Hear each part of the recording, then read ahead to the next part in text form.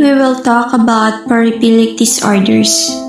This issue is often misunderstood of everyone. It is a type of behavior where a person has strong and repeated sexual interest that can cause stress, problems in daily life, or risk to another person. It is important to understand that people doing deviant act or unusual interests does not automatically mean someone is dangerous or bad.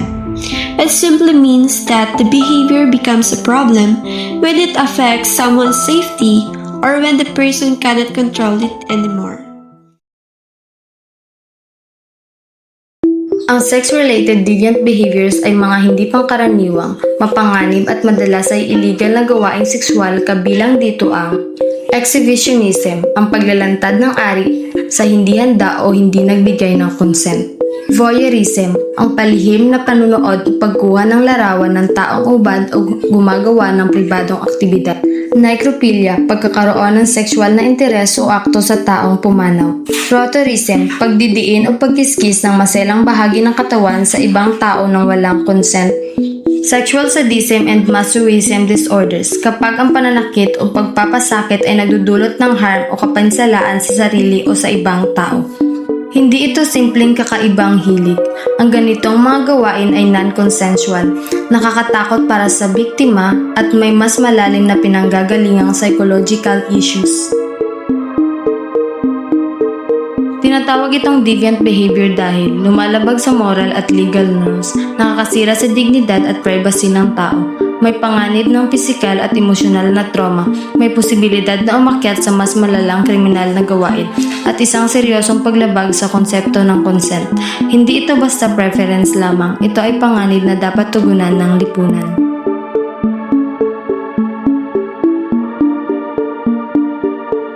Ang mga victims ng voyeurism, exhibitionism o iba pang deviant behaviors ay kadalasang nakakaranas ng matinding takot, anxiety, pagkababa ng kumpiyansa sa sarili, trauma, pag-iwas sa mga lugar o sitwasyon dahil sa takot. Ang isang simpleng panunood o pagpapakita ay hindi biro, ito ay sexual violation. Sa komunidad, ang ganitong deviant acts ay nagdudulot ng takot at kawalan ng sense of safety. Pagtaas ng crime rate, pagkabahala sa kabataan at vulnerable groups, pagkawala ng tiwala sa institusyon kung walang malinaw na intervention. Para naman sa gumagawa ng deviant behavior, maaari itong humantong sa criminal charge, pagkakakulong, social stigma, paglala ng psychological condition kung hindi naagapan, pagputol ng relasyon sa pamilya at komunidad.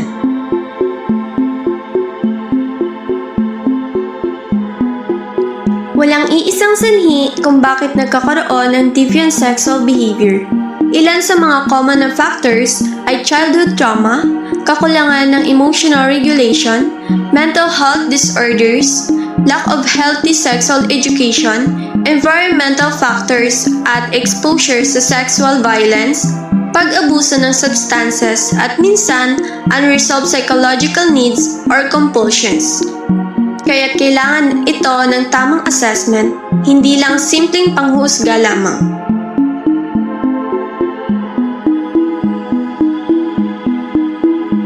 Malaking bahagi ang ginagampanan ng mga social workers sa pag-resolve ng mga ganitong issue. Una, ang social worker ay nagbibigay ng comprehensive sexual education tungkol sa consent, boundaries, at healthy relationships. Ginagawa ito sa school, barangay, at iba't ibang sector ng community. Nakakatulong ang social workers sa maagang pagtukoy ng risky behaviors at pag-refer ng individual sa mental health services para hindi lumala. Para sa mga victims, nagbibigay ang mga social workers ng psychological first aid, crisis intervention, legal assistance referral, trauma-informed counseling. Pinapalakas ng social workers ang boses ng community laban sa sexual deviance sa pamamagitan ng awareness campaigns, advocacy against sexual violence, partnerships with LGUs, police, schools, and NGOs. Kasama rin ang social workers sa paghubog at pagtulak ng mga pulisiya tulad ng mas ligtas na reporting systems, protection programs for minors, mental health accessibility, community watch, and protection mechanisms.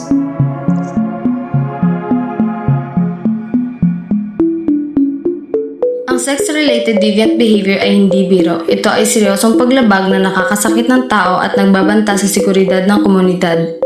Bilang mga future social workers, tungkulin nating itaguyod ang isang lipunang may respeto, dignidad at consent. Sa pamamagitan ng tamang edukasyon, mental health support at aktibong community advocacy, maaari nating mapigilan ang pagkalat ng ganitong gawain. Magsisimula tayo sa kaalaman, magsisimula tayo sa pagprotekta, magsisimula tayo ngayon.